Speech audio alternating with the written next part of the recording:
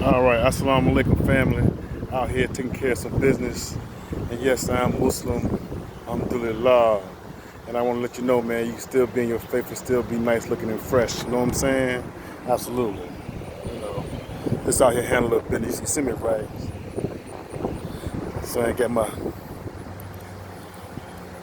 so I go to the store, stuff like that, I can cover up. You know what I'm saying? Alhamdulillah. You know, I just want to let y'all know, man, is that not to be misguided out here by the world, right? You know, stay true to yourself and stay true to your faith first and foremost. And I just want to say also that, as the Quran said, don't let the life of this world deceive you, nor let the cheat deceive you about your Lord Allah. God, the creator of all things. Because there's a lot of distractions out here in the world, and a lot of people, a lot of things, spiritual entities, whatever, trying to teach you things that aren't really of any significance or of any importance.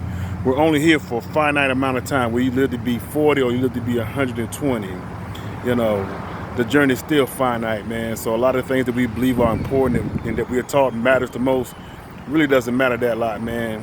What matters the most is how you go before your God and creator of all things on the day of judgment. And he looks at your balance of good deeds and your balance of bad deeds, and he weighs those things. See what I'm saying?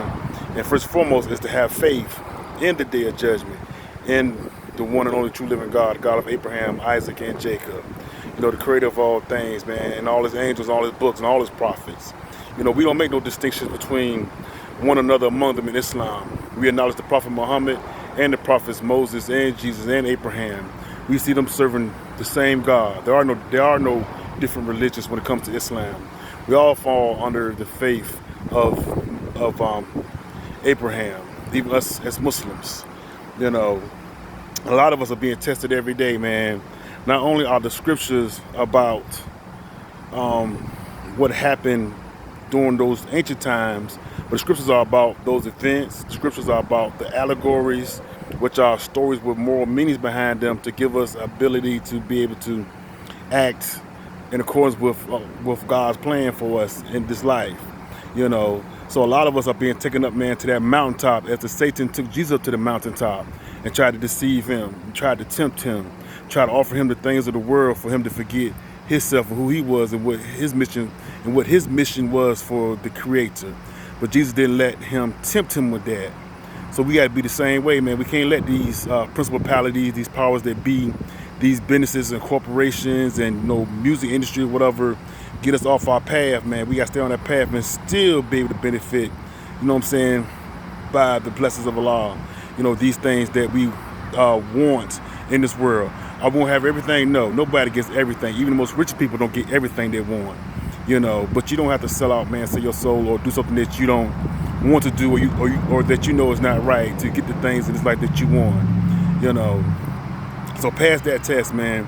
And remember when Jesus was in the garden or whatever, and Peter came to him and said that we should run, and Peter said, and what did Jesus tell him? He said, Peter, you speak as men speak.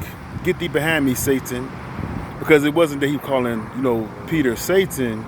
It was the fact that the fear in Peter of what was about to happen to Jesus made him talk, the way that he talked. But Jesus was informing him that, hey man, we on God's mission.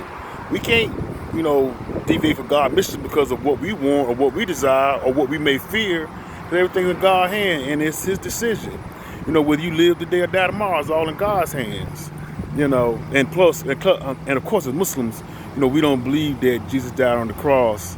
We believe that Jesus, lived his life according to Allah's plan. That's what the Quran teaches us. It just says that they thought that they slew Jesus the Christ, but they slew him not.